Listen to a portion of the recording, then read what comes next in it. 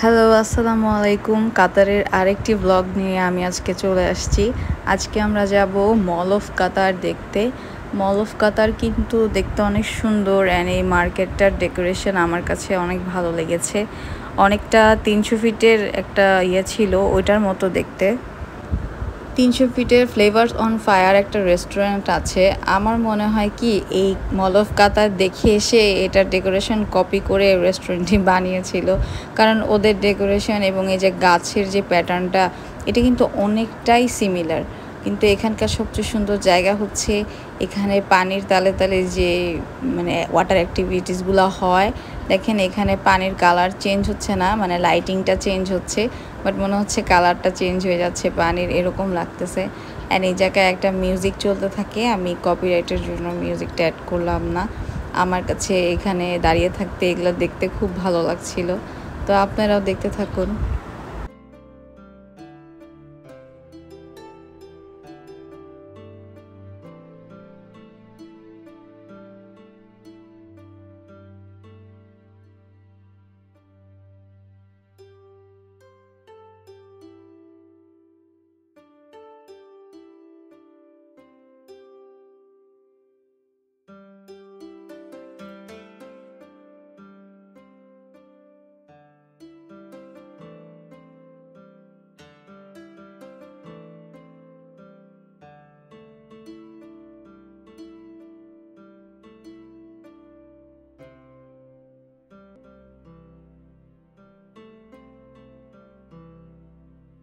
আসতে চাও?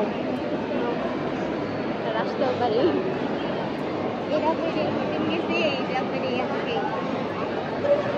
হাঁটতে হাঁটতে পা ব্যথা হয়ে গেছে, কিন্তু পুরা মার্কেটটা ঘোরা এখনো শেষ হয় নাই। অ্যান্ড এত বড় মার্কেটটা, হাঁটতে হাঁটতে এই পপকর্নের দোকানটা আমার চোখে পড়লো। Strawberry popcorn, caramel popcorn, cheese popcorn, butter popcorn, যত ধরনের পপকর্ন আছে পৃথিবীতে সব মনে হয় এখানে আছে। এত ফ্লেভারের পপকর্ন পাওয়া যায়।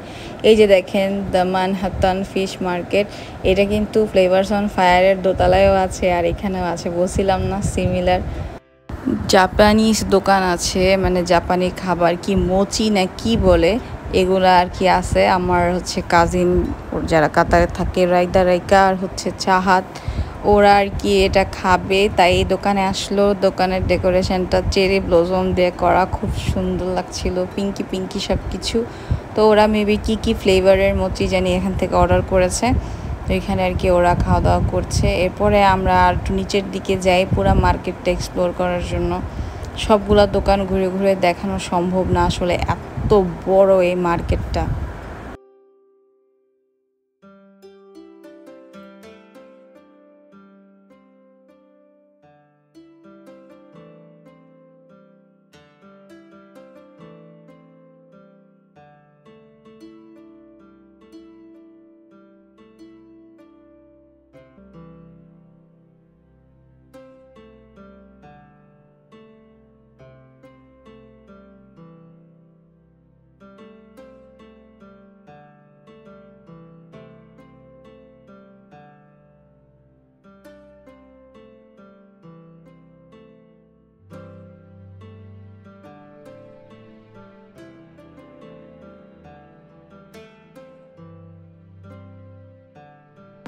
অনেক ঘুরছি, ঘোরাঘুরি করতে করতে আমরা এখন খাবার এখানে চলে আসলাম। এর আগে একটা ব্লগে আপনাদের দেখিয়েছিলাম না যে আপনারা বাটি ভরে টপিংস নিতে পারবেন।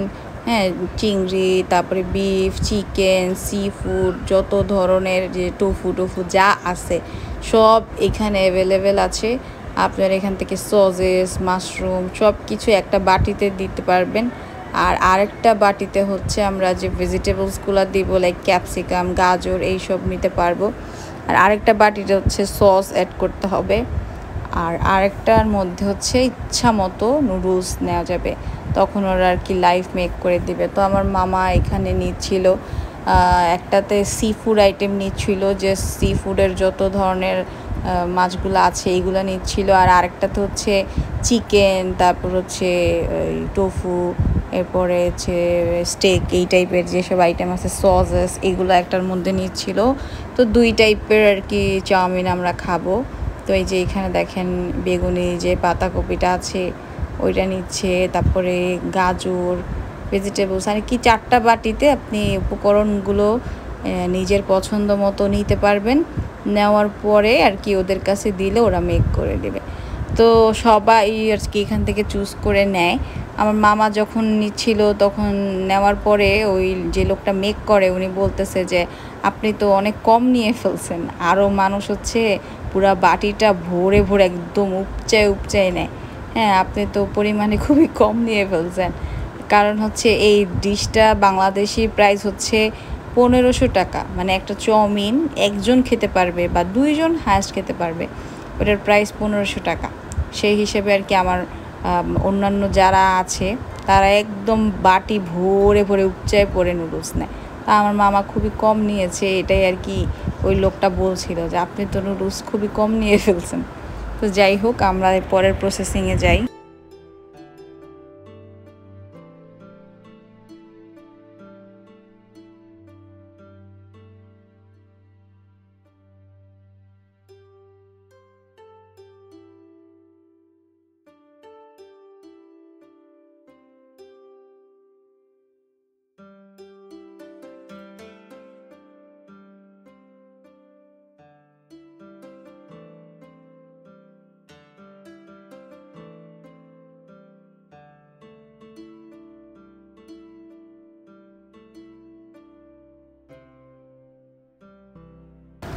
তো এই তো এখান থেকে নুডলস নিয়ে আর কি ওই লোকটাকে দিবে, এই যে উনি আমাদের এগুলো এখন মেক করবে।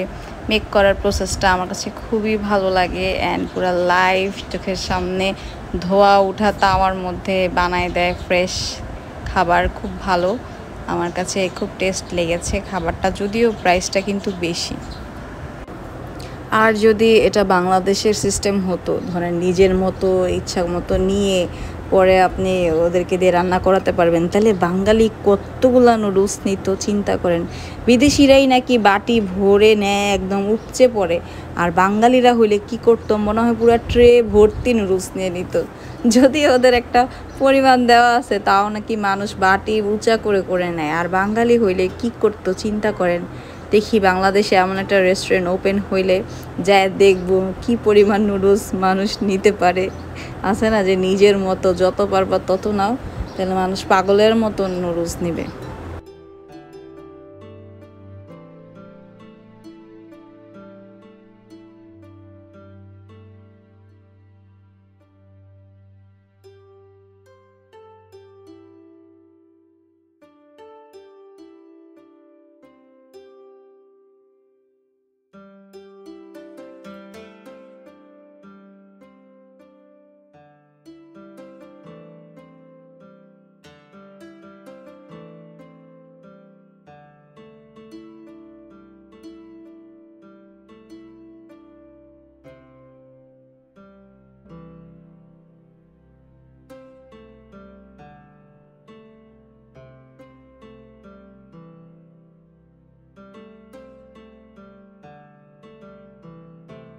তো প্রথমে ওরা মাংস টাংস বা সি ফুড যেটা থাকে সেটাকে আগে ভেজে নেয়, হালকা তেল দেয়, আর পরে নুডলসটা দিয়ে কিছুক্ষণ নেড়ে জাস্ট আর কি নামিয়ে ফেলে। নুডলসটা বেশিক্ষণ রাখে না, যেহেতু এটা অলরেডি সেদ্ধ করা। তো প্রথমে মাংসটাকে বা ভেজিটেবলসগুলোকে এই তাওয়ার মধ্যে ওরা আর কি স্টার ফ্রাই করে, দেন হচ্ছে এরকম নুডলসটা বানায় দেয়। তো এই তো এই বাটিটা চাইলে 2জন আর কি খাওয়া যায়, মোটামুটি পরিমাণ থাকে, 2জন খাওয়া যায়, একজন শেষ করতে পারবে না। তো আরও নাকি বাটি ভরে নুডলস নেওয়া যায়, তো মামা নেওয়ার সময় কম নিয়ে ফেলছিল। একটা হচ্ছে এই যে চিকেন, তারপরে সজেস, মাশরুম এইটা দিয়ে করা, আর আরেকটা হচ্ছে শুধু সি ফুডের। হ্যাঁ, যেহেতু আমি আমার কাজিন আমরা সি ফুড পছন্দ করি, তাই আমাদের জন্য একটা নিয়েছে, আর আম্মুরা তো চিকেন খায় বা বিফ খায়, তাদের জন্য আর কি ওইটাই নিয়েছে। 2 ধরনের নুডলস খেয়েছি। তাছাড়া আমরা ম্যাকডোনাল্ডসেও খাবার খেয়েছিলাম, বাট ওইটার আর ছবি টবি তোলা হয় নাই, মানে ভিডিও করা হয় নাই, বাট ছবি আছে, আমি অ্যাড করে দিব।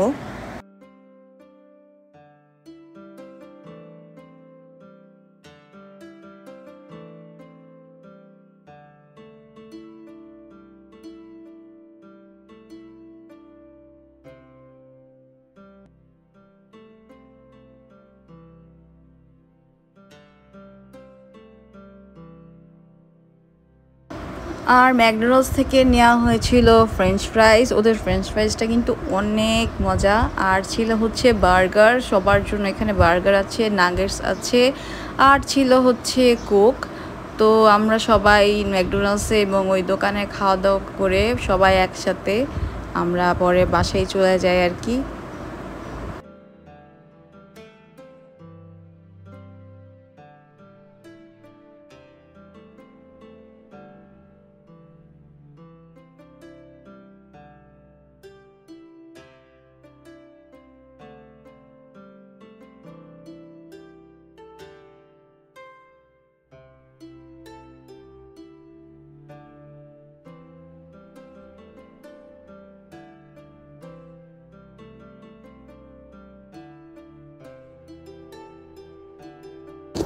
সো আজকের মতো এ পর্যন্তই। সবাই ভালো থাকবেন। আমার ভিডিওটা ভালো লাগলে অবশ্যই চ্যানেলটিকে ফলো দিয়ে পাশে থাকবেন। আল্লাহ হাফেজ।